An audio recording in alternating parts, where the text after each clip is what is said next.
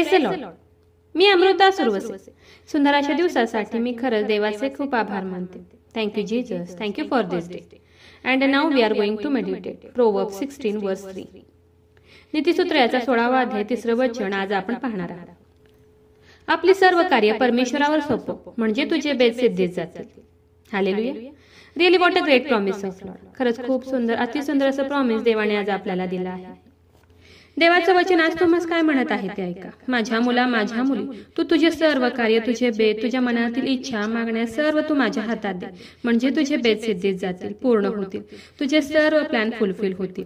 पण आधी तू तुझ्या सर्व गोष्टी, तुझे सर्व कार्य, तुझे सर्व काम, तुझ्या मनातील सर्व योजना तू माझ्या हातात दे म्हणजे तुझे बेत सिद्धीत जातील, पूर्ण होतील. पहिले शमूएल याच्या 30व्या अध्यायात आपण पाहतो की दावीद जेव्हा आपल्या माणसांबरोबर सिकलाग येथे 3ऱ्या दिवशी पोहोचला तेव्हा त्याच्या दृष्टीस असे पडले की अमॅलेक्याने सिकलागवर स्वारी केली आहे, सिकलागवर मारा केला आहे आणि ते अग्नीने जाळून टाकले आहे आणि तेथील स्त्रियांना, लहान मोठ्यांना सगळ्यांना त्याने कैद करून नेले आहे. तेव्हा दावीद व त्याच्या बरोबरचे लोक गळा काढून रडू लागले. ते इतके रडले की त्यांना रडण्यासाठी ताकद राहिली नाही.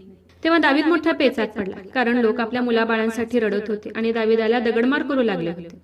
पण दावीद आपला देव परमेश्वर ह्याच्यावर भिस्त ठेवून खंबीर उभा होता. तेव्हा दावीदाने परमेश्वराला प्रश्न केला, मी या लोकांचा पाठलाग करू काय? मी त्यांना गाठीन काय? त्याने उत्तर दिले, तू त्यांचा पाठलाग कर, तू खात्रीने त्यांना गाठशील व सर्वांना सोडून आणशील. तेव्हा दावीदाने आपली माणसे बरोबर घेऊन त्यांचा पाठलाग केला. रस्त्यामध्ये अमॅलेक्याचा एक माणूस त्यांना भेटला आणि त्या माणसाने त्यांना अमॅलेक्यापर्यंत पोहोचवले आणि दावीदाने त्यांच्यावर स्वारी केली. तेव्हा दावीदाने संध्याकाळपासून 2ऱ्या दिवशीच्या संध्याकाळपर्यंत त्यांचा संहार केला. त्यातील कोणीही वाचले नाही आणि अशा प्रकारे दावीदाने त्या सर्व लोकांना आणि आपल्या स्त्रियांना सोडवले. लहान थोर, पुत्र, कन्या, लूट वगैरे जे काही ते घेऊन गेले होते ते सर्व दावीदाने परत आणले आणि दावीदाने त्यांची शेळे, मेंढरे, गाढवे, बैल वगैरे सर्व लुटले.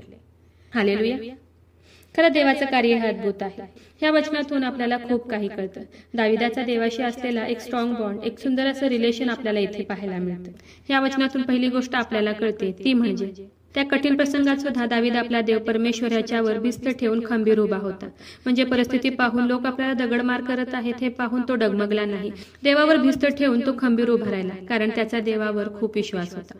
आपल्या समोर कशीही परिस्थिती येऊ द्या, कितीही वर्स्ट सिच्युएशन असू द्या, आता काय करायचं? रिपोर्ट तर असे आले आहे, डॉक्टर तर असं म्हणत आहे, तरी सुद्धा खूप स्ट्रॉंगली देवावर भिस्त ठेवून आपल्याला खंबीर उभा राहायला पाहिजे. देव माझ्या बरोबर आहे, देव माझा आश्रयस्थान आहे, मला कधीच काही होणार नाही. देवावर भिस्त टाकून खंबीरपणे दाविदाप्रमाणे उभा राहायला पाहिजे. दाविदाने देवाला केलेला प्रश्न, दाविदाने कशा प्रकारे देवाला प्रश्न केला, यावरून आपल्याला दाविदाचा देवाशी असलेला एक स्ट्रॉंग बॉन्ड पाहायला मिळतो. एक सुंदर असं रिलेशन दाविदाचं देवाबरोबर आहे हे आपल्याला इथे पाहायला मिळतं. दाविदाने देवाला कसा प्रश्न केला, हे देवा, मी त्यांच्या मागे जाऊ का? त्यांचा पाठलाग करू का? मी त्यांना गाठीन का? आणि त्यावर देवाने त्याला उत्तर दिले की जा, तू खात्रीने त्यांना गाठशील. आपण आपल्या जवळच्या माणसाला कसं विचारतो की अरे मी तिथे जाऊ का? अगं मी तिथे जाऊ का? मी हे करू का? असं सहजच आपण आपल्या जवळच्या माणसाला, आपल्या फ्रेंड्सला, आपल्या फॅमिलीला विचारतो. आणि तसंच त्याच प्रकारे दावीद खूप फ्रेंडली, खूप जवळचं कुणी असल्यासारखं आपल्या देवाशी तो बोलत होता. खरंच खूप सुंदर असं दाविदाचं देवाशी असलेलं रिलेशन आपल्याला पाहायला मिळतं. तिसरी गोष्ट आपल्याला या वचनातून कळते ती म्हणजे दावीद देवावर भिस्त टाकून होता. त्याने देवाला प्रश्न विचारला की मी त्यांच्या मागे जाऊ का? म्हणून देवाने त्यांच्या मदतीसाठी रस्त्यामध्ये एक त्यांना माणूस पाठवला, कारण तो देवाला विचारून त्या कार्यासाठी निघाला होता. आपण सुद्धा प्रत्येक काम त्याला विचारून करायला पाहिजे. आपण सुद्धा प्रत्येक कामात त्याला मान द्यायला पाहिजे. आपली प्रत्येक गोष्ट आपण त्याला विचारायला हवी, तेव्हा अशा अद्भुत कृत्य आपल्यासोबत सुद्धा घडतील. आणि चौथी गोष्ट आपल्याला इथे कळते ती म्हणजे दाविदाने आपल्या लोकांना सोडवले आणि आपले जे लुटलं होतं ते सर्व त्याने परत मिळवले आणि देवाने त्यांची गुरेढोरे, बैल, त्यांची सर्व संपत्ती दाविदाला दिली. खरं देवाचं कार्य हे अद्भुत असतं. आपल्याकडे आहे त्याच्यापेक्षा अधिक देणारा देव आहे. आणि ज्यावेळेस लोकांनी ते सर्व गोष्टी पाहिल्या तेव्हा ते लोक म्हणू लागले की हे दाविदाची लूट आहे. खरंच आपण जेवढं देवाच्या जवळ राहू, ज्या ज्या गोष्टीत आपण त्याला मान देऊ, तेवढंच देव आपल्या सर्व कामात बरकत देतं. आपल्यासोबत देव राहतो. म्हणून वचन सांगते की तू आपले सर्व कार्य परमेश्वरावर सोपव म्हणजे तुझे बेत सिद्धीत जातात. आज तुम्ही सुद्धा तुमच्या मनातील सर्व इच्छा, मागण्या, तुमच्या सर्व गोष्टी देवाच्या हातात द्या. तुमचे सर्व कार्य आज तुम्ही देवाच्या हातात द्या आणि विश्वास ठेवा की तुमचे सर्व बेत सिद्धीत जातील. कारण परमेश्वराचं वचन सांगतं तू आपले सर्व कार्य परमेश्वरावर सोपव म्हणजे तुझे बेत सिद्धीत जातील. नक्कीच आज तुमच्या मनातील सर्व इच्छा, मागण्या देवाच पूर्ण करेल. म्हणून परिस्थिती पाहून भिवू नका, डगमगू नका, तर देवावर खंबीरपणे, देवावर विश्वास ठेवून तुम्ही उभे राहा. ज्याप्रमाणे दावीद त्या परिस्थितीत सुद्धा खंबीर देवावर भिस्त टाकून उभा होता, त्याचप्रमाणे तुम्ही सुद्धा आज परिस्थिती पाहून भिवू नका. ज्याप्रमाणे देव दाविदासोबत होता, त्याचप्रमाणे देव आज तुमच्या सोबत सुद्धा आहे. म्हणून खूप विश्वासाने तुम्ही आजचं देवाचं हे वचन रिसीव्ह करा. या वचनाद्वारे देव तुम्हाला खूप खूप आशीर्वादित करू. खूप जणांना देवाच्या ह्या जिवंत वचनाची गरज आहे. खूप जणांपर्यंत तुम्ही देवाचं हे जिवंत वचन शेअर करा. देव तुम्हाला खूप खूप आशीर्वादित करू. शाल वी प्रे?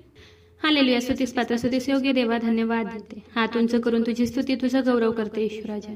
तुझ्या नावाला मान, महिमा, गौरव आता आणि सदा सर्व काळ असू दे ईश्वराजा. सुंदर अशा दिवसासाठी मी मनापासून तुझे आभार मानते ईश्वराजा. सुंदर असं प्रॉमिस देव बाप्पा, खरंच खूप गोड असं प्रॉमिस देव बाप्पा, तू आज आम्हाला दिलं उपकार मानते ईश्वराजा. हो देव बाप्पा, तुझं वचन सांगतं प्रभू ईश्वप्पा, तू तुझे सर्व कार्य परमेश्वरावर सोपव, म्हणजे तुझे बेद सिद्धीत जातील. हो देव बाप्पा, खरंच खूप सुंदर असं प्रॉमिस देव बाप्पा, तू आज आम्हाला दिलं उपकार मानते प्रभू ईश्वप्पा. हो ईश्वराजा, जेवढ्याने तुझं आजचं हे वचन ऐकले प्रभू ईश्वप्पा, त्या प्रत्येकाला तू आज आशीर्वादित कर प्रभू ईश्वप्पा. तुझ्या वचनावर विश्वास ठेवण्यासाठी, तुझ्या वचनाला क्लेम करण्यासाठी, तुझं वचन स्वतःवर घोषित करण्यासाठी, डिक्लेअर करण्यासाठी त्यांना मदत कर, सहाय्य कर प्रभू ईश्वप्पा. आणि त्यांच्या मनातील सर्व इच्छा, मागण्या प्रभू ईश्वप्पा, जे काही देव बाप्पा त्यांनी ठरवलंय प्रभू ईश्वप्पा, जे काही प्लॅन्स आहेत देव बाप्पा, ज्या काही योजना आहेत प्रभू ईश्वप्पा, त्या सर्व देव बाप्पा तू सिद्धीस घेऊन चल प्रभू ईश्वप्पा. त्यांचे सर्व बेद सिद्धीस जाऊ दे प्रभू ईश्वप्पा. तुझ्या वचनाप्रमाणे देव बाप्पा तू आज त्यांच्या लाईफमध्ये कार्य कर प्रभू ईश्वप्पा, आणि त्यांचे सर्व बेद आज सिद्धीस जाऊ दे प्रभू ईश्वप्पा. माझा विश्वास आहे ईश्वराजा, तू माझी प्रार्थना ऐकलेली. आग्रहाची विनंती करत आहे प्रभू ईश्वप्पा, जेवढ्या प्रेयर रिक्वेस्ट आलेत खूप विश्वासाने तुझ्या हातात देते.